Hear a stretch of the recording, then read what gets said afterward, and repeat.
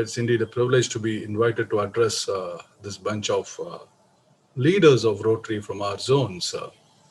And first, let me congratulate all of you for having been chosen to lead your respective districts in the relevant years. And I'm more particularly excited by the fact that I'll get to work with you over the next 2 years, and together we can create some kind of magic. Mahesh, while inviting me to address this, had given me a topic which you probably might find in the agenda papers. He said synergy. On membership growth, he said synergy. So I was trying to think about what kind of synergy do we have with membership and the goals that you as district leaders would have.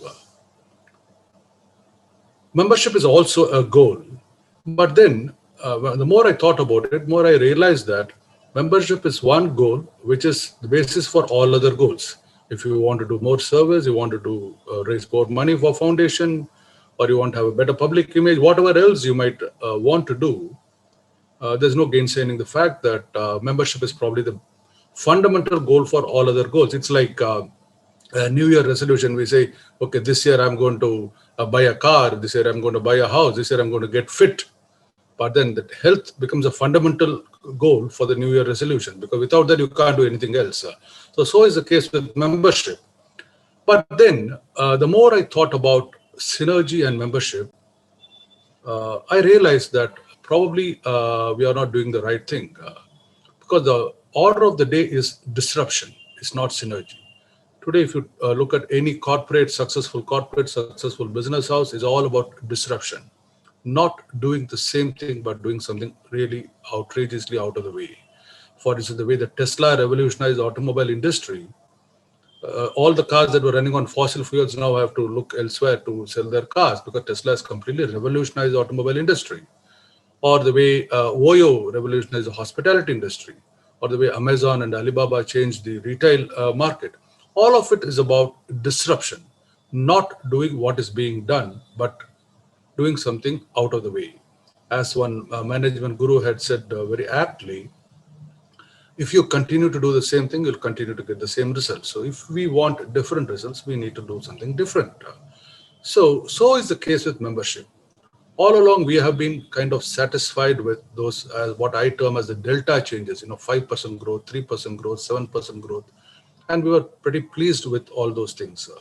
But time has come to really think out of the box and not be satisfied with these delta changes. So what do I have to tell you?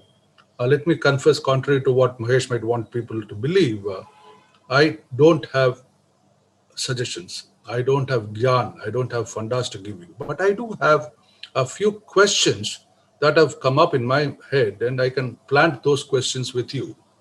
Maybe you, as experienced Rotarians and leaders of your respective districts, probably will be able to find some answers and take your district forward. But I'm going to leave a few questions with you for you to think about, for you to ponder over the coming months and days and years, to make sure that our organization takes that quantum jump. So what can we do differently is what something I've been thinking about. I feel we need to start from basics. Let's not start from where we are, because I feel that kind of restricts our thought process, because you are now going to start with something that is already there and then take it forward from there on.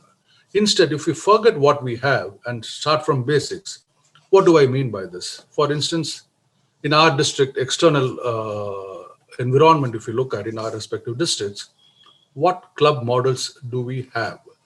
My good friend Ravi Vadlamani, before this, made a very eloquent speech about the different models that we have. How many of us have thought about the different club models? When we talk about starting new clubs, are we sticking to the tried and tested formula? Are we willing to go out of the tried and tested formula and the normal procedure? So what kind of club models do we have? Second, let's say a district has 5,000 members. Will the target be 5,500, 5,600 or 6,000? Or are we going to say, my district has a population of 1.5 crores. Let me see whether I can make it 10,000. Because we have a population of 1.5 crores or 1.8 crores. Most of our districts have that kind of numbers in terms of population. So are we going to start from where we are, or are we going to erase all that and start from where we should be. The thought process should be about what is the population density in my town, in my village, in my city. And let's say 1 in 10,000 can be a Rotarian, 1 in 5,000 can be a Rotarian, whatever you think is appropriate. Start with the population density of your region. That would probably give us a different platform to work with, rather than starting from, okay, 3 years back we were 4,500, then we made it 5,100, now we are 5,425. Let's not stick to that tested formula. We need to break this deadlock. We need to move out of the quantum, the delta changes that we have been making. Instead, look at some quantum jumps that we need to make. Leaders of our zones, remember, nothing is impossible, and certainly not in membership. For a region like us, South Asia, that we come from, membership is definitely not an impossibility in terms of whatever targets you need to set for yourself. But then everything starts with a mindset. Everything starts with some kind of disruptive mindset from where we are. Let us not be in the comfort zone of 5% growth, 7% growth, 10% growth, which has been the trend, which has been the norm all these years. I have gone through the data for the last 20 years in our districts, and I can tell you the norm has always been around that. So every succeeding governor feels, okay, last year my district did 5% growth. This year I'm doing 5.7% growth. Is it something that we are going to be happy with? I leave it to you. As I said, I don't have the answers. It's each one of you to decide what is good for you, what you are capable of, what is your skill set, what is your limitation, and what are your constraints. It's up to you to take a call. But I want to leave this thought with you. Are we going to be satisfied with this based on what our predecessors have done? Or are we going to realize the potential that is lying within us? Our potential is not dependent on what somebody else did last year. Don't make that mistake. Our potential is dependent on ourselves. It's got nothing to do with what somebody else can do or did in the past. So let us start on a clean slate and find out what is the population density. So is the case with the demographic composition. What is the percentage of women in your district? I'm not talking about Rotarians. As a population, what percentage of the population are women? What percentage of the population are under 40, under 30? Do we have the demographic composition of your district? And is that reflected in your Rotary composition? I had experience with one IPS officer when somebody said, no, the cops are considered to be, not so easy to get along with. He had a very simple answer. He said, we recruit the police from the community. So the community behaves that way, the cops would also behave that way. So is the case with our Rotary membership.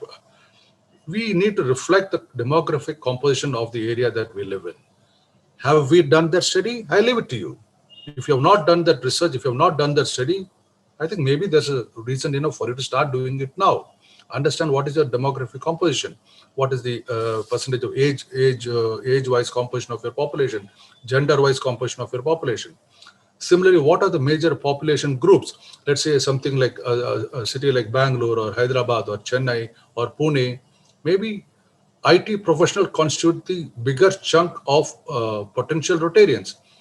Is your Rotary composition reflective of that, or is it not?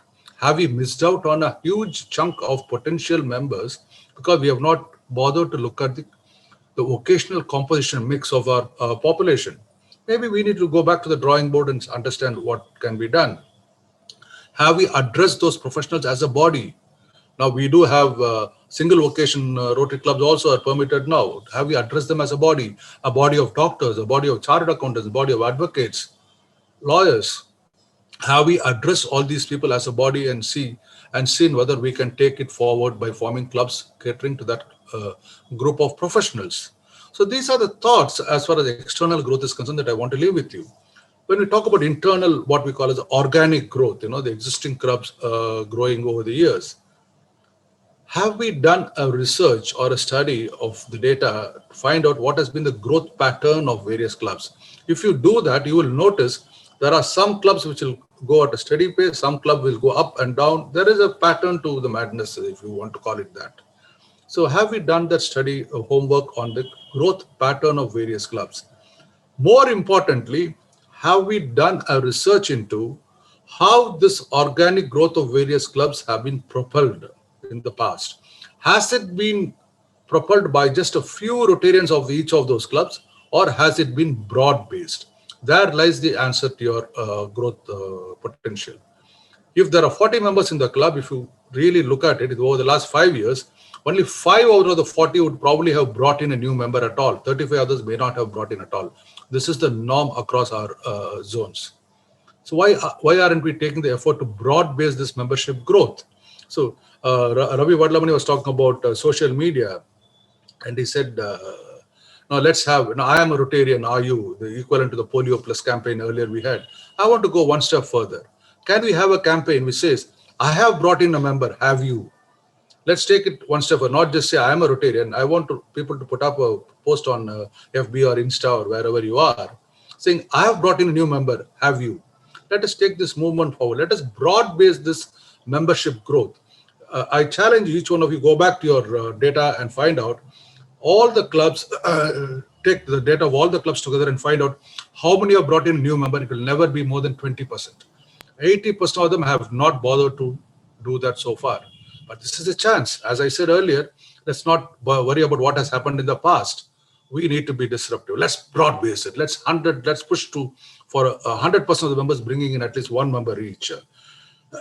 So let us cast our net wide to get a lot more fish in our net.